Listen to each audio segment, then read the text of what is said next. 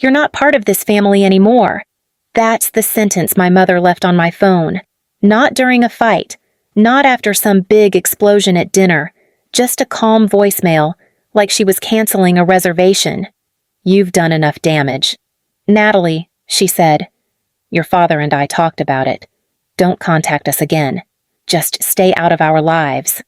Then the message ended. Click. I stood there in the hospital hallway with the phone still pressed to my ear. The place smelled like disinfectant and burnt coffee. A janitor pushed a cart past me and the metal wheels rattled against the tiles. For a second, I thought maybe I'd misheard it, so I played the voicemail again. Same tone, same words. You're not part of this family anymore. Honestly, I probably should have been angry. Instead, I felt something else. Relief, which sounds terrible when your own mother cuts you out of the family like you're a typo in a text message. My phone buzzed again. A message from my sister Brooke. Mom means it this time. Don't start drama. I stared at the screen for a moment. Funny thing about the word drama. In my family, it didn't mean shouting or fighting. It meant asking questions nobody wanted answered, like the question I asked 3 days earlier when my father slid a document across the table. Just sign it, he'd said. What is it, loan paperwork? Brooke answered quickly. It's routine. So I read it. Bridge financing. $750,000. My name listed as guarantor. I remember looking up from the page. This clause shifts liability if the loan collapses. I said. The room went quiet. Brooke rolled her eyes. See, this is exactly why we didn't want to involve her. My father cleared his throat. Natalie, sometimes you make things harder than they need to be. That was the last real conversation we had. Back in the hallway, I typed one word into the message thread. Understood. Then I slipped my phone into my pocket and pushed through the hospital doors. The Phoenix sun hit my face like a wall of heat. I stood in the parking lot for a moment, letting the warmth settle in my chest.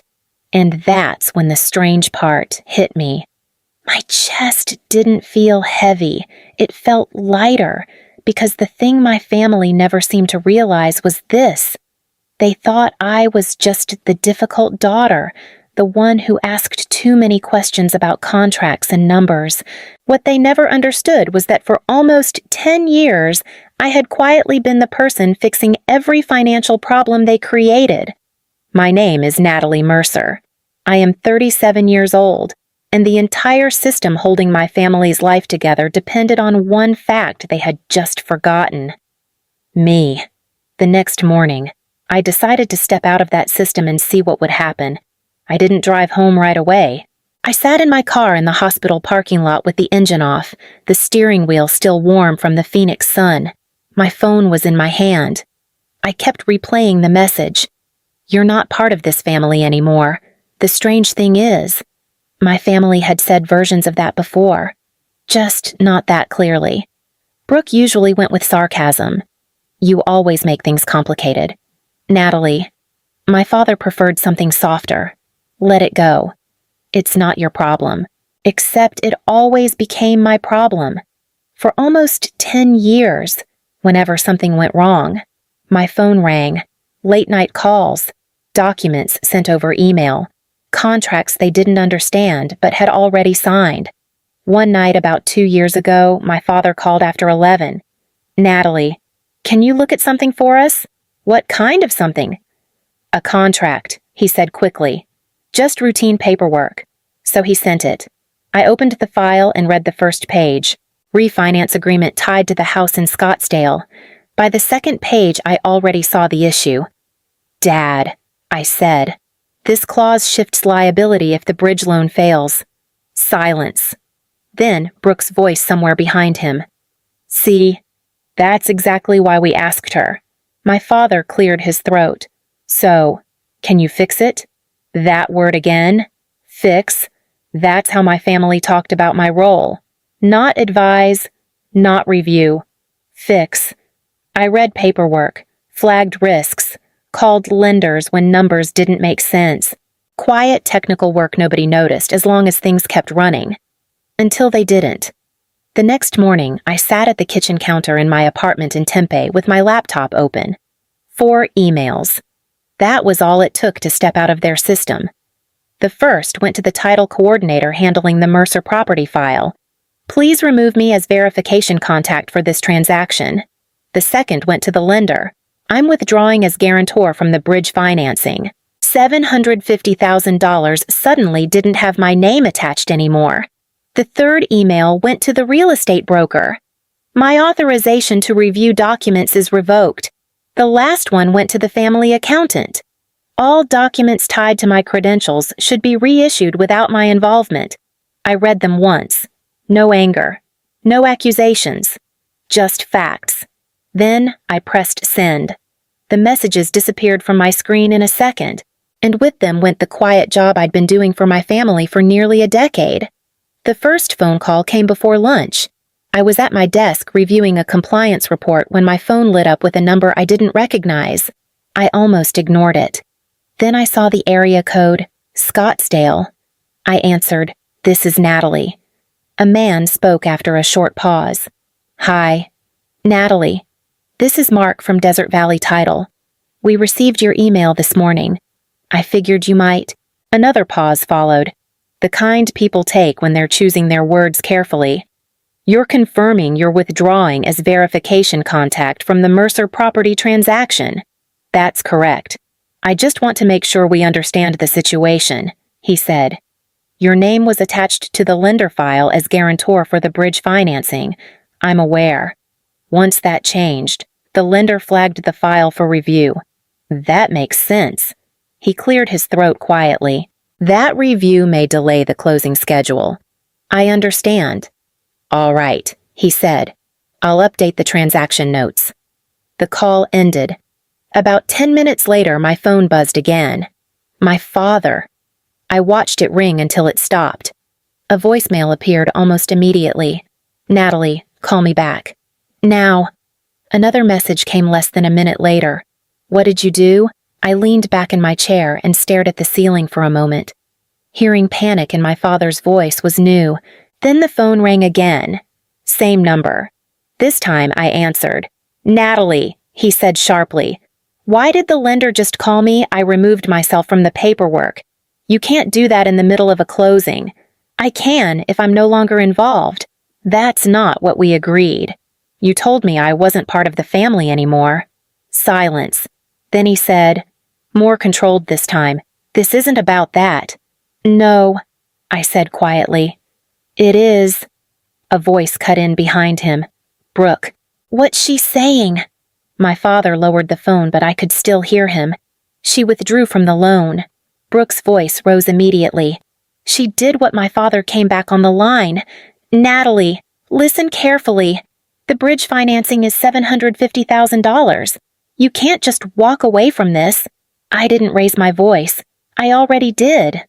The line went completely quiet. For the first time in years, my family was standing inside a problem I wasn't fixing. The next call came from the bank. I recognized the number. Desert Horizon Lending, the same lender handling my parents' bridge financing. I answered, "Natalie Mercer." A woman spoke, careful and professional. "Hi, Natalie. This is Laura Kim from Desert Horizon. We received your notice withdrawing as guarantor on the Mercer Bridge loan." "That's correct." Another pause. "I just want to confirm something," she said. "Your authorization had been tied to verification of income documentation and financial compliance review." "Yes. Without that verification, the file is automatically placed on hold." "I understand. You're aware the loan amount is $750,000. "Yes." "And the closing date was scheduled for Thursday." "I know." Her voice softened slightly. The borrower sounded surprised. I almost smiled at that. "I imagine he was..." The call ended 5 minutes later. Then my phone started vibrating again. My sister. I let it ring once, twice, 3 times. Eventually, I answered. "What the hell are you doing?" Brooke snapped. "I stepped out of the transaction. You just froze the entire closing." "That wasn't my decision." "Don't play games. Natalie, she said sharply. Mom and Dad are selling the Scottsdale house next week. I know. And the buyer already signed the agreement. That's between them and the lender. I heard her pacing. I could picture it perfectly. You can't sabotage the family like this. I didn't sabotage anything. Yes, you did. No, I said quietly. I just stopped fixing it. Silence hit the line. Then she spoke again. Lower now. You're going to regret this. I didn't answer, because the strange thing about power is you don't always notice when it shifts. Sometimes it happens the moment you stop holding everything together. 3 days passed without another word from my family. Honestly, the silence felt strange at first. My phone stayed quiet. No late-night calls. No frantic texts asking me to review a document or take a quick look at something. I almost started believing they would handle the situation themselves. Then, Saturday night happened. I was standing in my kitchen heating leftover noodles when someone started pounding on my door. Not knocking. Pounding. 3 hard blows that shook the frame. I opened it expecting a neighbor. Instead, I saw my entire family standing in the hallway. My father, Richard, looked pale. My mother, Judith, clutched her purse with both hands like it was the only thing holding her upright. My sister, Brooke, stood behind them, arms folded tight across her chest. Nobody spoke for a second. Then my father stepped forward. Natalie, we need to talk. I leaned against the doorframe. That's interesting. His jaw tightened. This isn't the time for sarcasm. 3 days ago, I said calmly. You told me not to contact you again. That's not what we're here about. Brooke cut in. Can we just come inside? No. My mother finally spoke, her voice thin. Natalie, please. Something in her tone made me pause. Not anger. Fear. I stepped aside and let them in. They stood awkwardly in the living room like strangers who didn't recognize the place. My father spoke first. There's been a situation. I crossed my arms. With the house number, the loan number. Brooke exhaled sharply. It's Dylan. That got my attention. What about him? My mother looked at my father like she couldn't say it herself. He rubbed his forehead. Your brother made some bad decisions. That's not new. This is different, Brooke said. I watched their faces carefully. None of them looked angry anymore. They looked terrified. My father finally said the words. Dylan owes money. How much? Nobody answered right away. Then Brooke said it. $420,000. The number hung in the air like something physical. I stared at her. That's not a credit card problem. No, she said quietly. It's not. My mother's voice cracked. 2 men came to the house yesterday. I didn't move. What kind of men? My father answered without looking at me. The kind who don't send reminder emails. The room went silent, and for the first time since they arrived, I understood why they were really here. Nobody spoke for a few seconds after Brooke said the number. $420,000. The figure hung in the air like something physical. I leaned back against the kitchen counter and looked at my father. Start talking. Richard rubbed his face slowly, the way people do when they haven't slept. Dylan got into sports betting, he said. That explains maybe 20,000. I replied, not 420? Brooke shook her head. It didn't stop there. My father spoke again, quieter this time. He started trading crypto. Trading or gambling? I asked. Leveraged positions, he said. Borrowed money to increase the bets. I stared at him. You're telling me Dylan borrowed money to speculate on crypto. He said it was temporary. Brooke snapped. He thought he could double it. That's usually what people say right before everything collapses. My mother finally spoke from the couch. They came to the house yesterday. I looked at her. Who came? She hesitated. The men. I crossed my arms. What men? My father answered. 2 of them, black SUV. They didn't introduce themselves. Brooke leaned forward. They walked straight into the kitchen like they'd been there before. "And Dylan?" I asked. "He wouldn't even look at them," she said. My father reached into his jacket pocket and pulled out a folded piece of paper. He placed it carefully on the table between us. One number. I unfolded it. 420,000, written in thick black marker. "That's subtle," I said. Nobody laughed. One of them pointed at the number. My father said quietly, "And he said something." "What?" Richard swallowed. 3 days. The room went silent again. 3 days. My mother clasped her hands together. "Natalie, they weren't joking." Brooke spoke quickly. "They know where Dylan works." "That's convenient," I said flatly. "They also know where Mom and Dad live." Nobody argued with that. I slid the paper back across the table. "So, what exactly do you expect me to do?" Brooke answered immediately. "You understand finance? That's not an answer." "You know how to move money," she said. "Restructure things. Negotiate." My father nodded. "If we can cover part of the debt temporarily with what I interrupted, you're already relying on a $750,000 bridge loan." Brooke looked straight at me. "That's why we need you." The room fell quiet again. My mother spoke next, barely above a whisper. "You always know how to fix things." I looked at all 3 of them standing in my living room, and suddenly the situation became painfully clear. They hadn't come because they missed me. They came because they had run out of people who could save them. The room stayed quiet for a long moment after my mother said it. "You always know how to fix things." I looked at the 3 of them standing in my living room. The way they were watching me reminded me of people standing beside a stalled car, waiting for the one person who knows how the engine works. "Let me understand this," I said slowly. "Dylan borrowed $420,000 from people who aren't exactly operating through banks." Nobody corrected me. "And you want me to make that problem disappear." Brooke stepped forward first.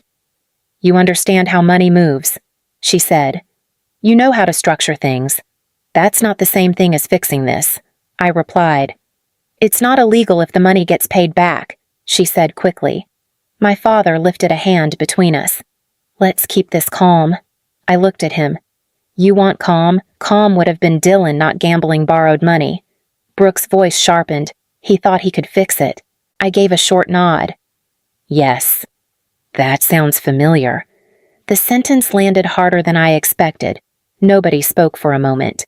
My mother took a small step toward me. "Natalie, please." I stayed where I was.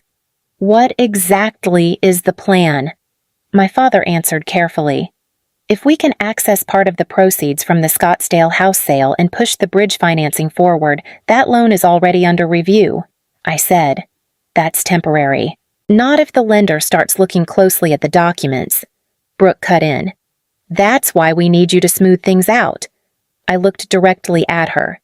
"You mean convince the lender everything is fine?" Her silence said enough. The room went quiet again. Then my mother moved. She stepped forward, faster than I expected, and suddenly she dropped to her knees. The sound of it against the floor wasn't loud, but it froze the entire room. "Natalie," she whispered. My father inhaled sharply. "Judith, get up." She didn't move. "Please help your brother." I stared down at her. In my entire life, I had seen my mother angry, proud, calculating, even cruel. But I had never seen her like this. "He's terrified," she said. "You didn't see those men." "I understand exactly what kind of men they were," I said quietly. Brooke spoke from behind her. "If this turns into an investigation, Dylan could go to prison. That depends on what he actually did." "He's your brother," my mother said again. The sentence hung there. I let it sit for a moment before answering. "You told me 3 days ago I wasn't part of this family." Nobody moved. My father lowered his eyes. My mother looked up at me like she hadn't expected me to remember. I folded my arms. "You don't get to erase someone," I said calmly, "and then ask them to save you." My mother stayed on the floor. She didn't move, didn't wipe the tears from her face, just looked up at me like the answer to her entire life was standing in front of her. "Natalie," she said quietly. "Please." My father shifted beside her. "Judith, stand up." She shook her head. "Not until she agrees." I let out a slow breath. "You really believe this is how this works?" Brooke crossed her arms.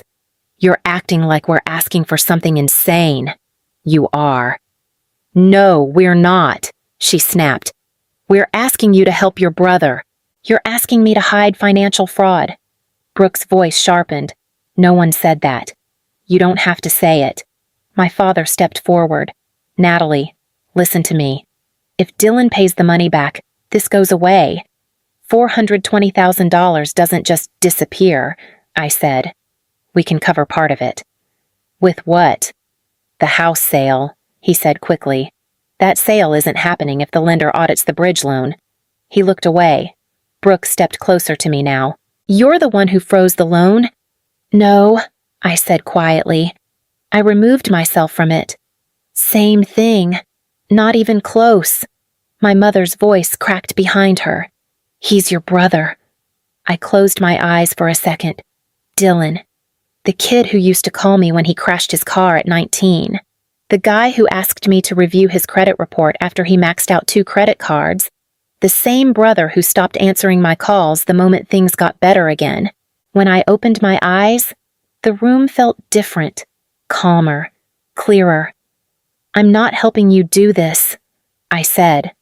Brooke stared at me. "You're serious?" "Yes." My father rubbed his face like the weight of the words had just settled on him. "You're willing to let your brother deal with those people." I held his gaze. "I'm willing to let him deal with the consequences of what he did." My mother slowly stood up from the floor. For the first time since they arrived, nobody argued with me, because they finally understood something. The person who had always cleaned up their disasters was done doing it. 4 months is a strange amount of time, long enough for the noise of a crisis to fade, short enough that the consequences are still unfolding. The first update came from Brooke, a text message at 8 in the morning. "Dylan's under investigation." No greeting, no explanation, just that sentence sitting on my screen. I read it once, then set the phone down and went back to work. 2 weeks later, my father called. I answered. His voice sounded older than I remembered. "The house sold," he said. "That was quick. Not for the price we expected." I waited. "We had to accept the offer," he added. "How much? A little over $1,400,000. The Scottsdale house had originally been listed for close to $1,800,000. "That's a big drop," I said. We didn't have time to wait. Silence settled between us for a moment. Then he continued. "The townhouse purchase fell through. I assumed it would." Another pause. "Your mother stepped down from the charity board." I leaned back in my chair. "That must have been difficult." "It was necessary." We both knew what that meant. Reputation. Damage control. For a moment it sounded like he might say something else. Finally, he spoke again. "You could have stopped some of this." I let the words sit for a second before answering. "No," I said calmly. "I just stopped preventing it." He didn't argue, because deep down he understood something my family had never fully admitted before. For years they believed their lives worked because they were capable. Now they were beginning to see the truth. The system had worked because I was inside it. The last time I spoke to my mother was in a lawyer's office. She looked smaller than I remembered. Not fragile, exactly. Just quieter, like someone who had finally run out of arguments. "You arranged a facility for your grandmother," she said. "Yes. It isn't the one we discussed." "No," I said calmly. "It isn't." She folded her hands on the table. "You embarrassed this family. That wasn't my intention. You downgraded her care." I shook my head. "I gave her care that doesn't depend on appearances." My father sat beside her the entire time, silent. When he finally spoke, his voice sounded tired. So this is where things end? I looked at him. Yes. 3 weeks later, I sat in a small closing office in Mesa. The room smelled faintly like printer ink and cheap coffee. A ceiling fan hummed quietly above us while the closing agent slid the documents across the desk. Congratulations, Ms. Mercer. I nodded and signed my name. Natalie Mercer, 37 years old. My first property entirely in my own name. No family signatures, no shared obligations, no quiet expectation that I would step in and solve things later. Just a key. When I stepped outside, the afternoon air felt warm against my face. I thought about the last few months, the loans, the arguments, my mother kneeling on the floor of my living room. People imagine revenge as something loud and dramatic, but the real kind rarely looks like that. Sometimes it's quieter. Sometimes it's simply the moment you stop rescuing people who never planned to rescue you back. And sometimes the most honest thing you can do for yourself is walk away.